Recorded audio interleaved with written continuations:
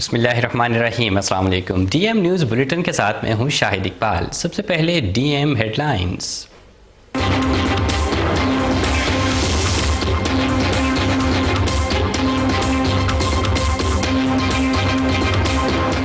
سابق امریکی خاتون اول اور سینیٹر ہیلی کلنٹن 2 روزہ دورے پر لاہور پہنچ گئی۔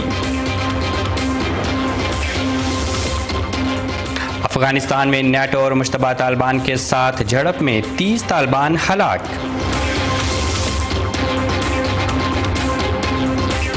عارضی فلسطینی ریاست کی حمایت نہیں کرتے محمود عباس۔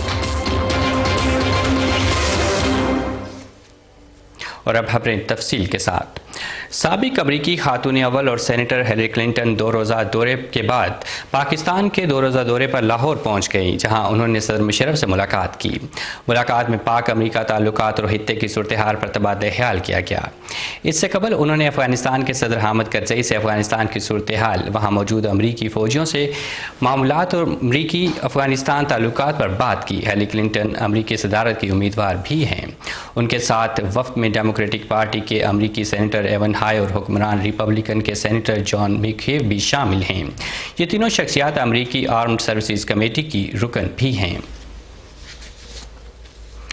بھارتی وزیر خارجہ پرناب مکھرجی سے ملاقات میں سینئر پاکستانی سیاستدانوں نے تجویز پیش کی ہے کہ سیاسی جماعتوں اور 2 طرفہ عوامی رابطوں کو فروغ دیا جائے تاکہ پاک بھارت تعلقات میں بہتری لائی جا سکے۔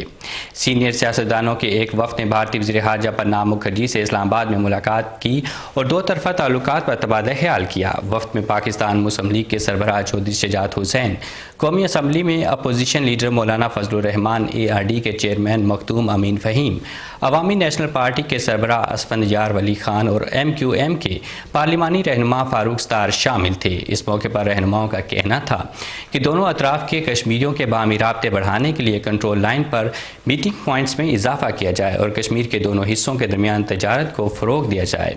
ملاقات میں اتفاق رائے پایا گیا کہ مسئلہ کشمیر سمیت دونوں ممالک کے درمیان تمام تنازعات کا مذاکرات کے ذریعے حل نکالا جائے۔ افغانستان میں نیٹو اور مشتبہ طالبان کے ساتھ جھڑپ میں 30 طالبان ہلاک جبکہ 1 برطانوی کمانڈر بھی مارا گیا ہے۔ افغانستان کے صوبے ہلمند میں پولیس سربراہ محمد نبیم اللہ ہیلی کے مطابق نیٹو فورسز نے ضلع کجا میں مشتبہ طالبان کے خلاف کارروائی کرتے ہوئے 30 طالبان کو ہلاک کر دیا ہے جبکہ جھڑپ میں 1 برطانوی کمانڈر بھی مارا گیا۔ نیٹو کے ترجمان کے مطابق طالبان کے خلاف کارروائی کی گئی ہے، تاہم ترجمان نے ہلاکتوں کی تصدیق نہیں کی۔ طالبان نے بھی ہلاکتوں پر کوئی تبصرہ نہیں کیا۔ دوسری جانب افغانستان کے جنوبی قصبے کالات میں افغان فوج کے قافلے کو نشانہ بنایا گیا جس میں خودکش حملہ آور ہلاک جبکہ متعدد افراد زخمی ہو گئے۔ امریکی وزیر خارجہ کونڈولیزا رائس نے کہا ہے کہ فلسطین اسرائیل تنازع حل کرانے کے لیے امریکہ اپنا کردار مزید بڑھائے گا۔ سفارتی کوششوں کا حتمی مقصد فلسطین اسرائیل ریاستوں کا قیام ہے۔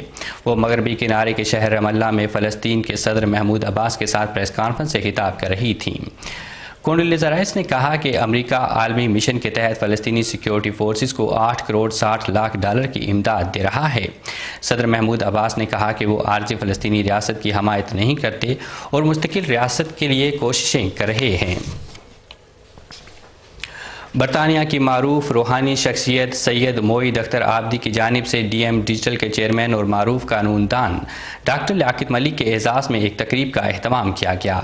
اس موقع پر ڈی ایم ڈیجیٹل کے ہیڈ آف پروگرامنگ فراست اللہ خان، علامہ محمد نذیر چشتی المعروف صوفی بابا، ڈی ایم اسلام کے پریزنٹر عظیم ملک اور مسرور علی صدیقی بھی موجود تھے۔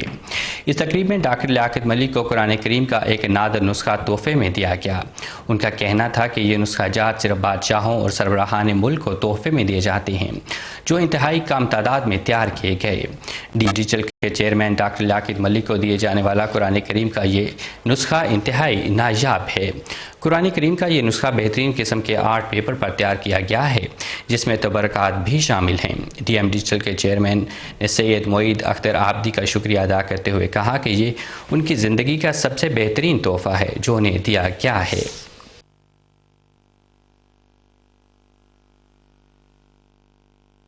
تو اس بار میں انڈیا جا کر کے آپ کے لیے قرآن شریف لے کر کے آیا ہوں۔ یہ بہت ہی نایاب قرآن شریف ہے۔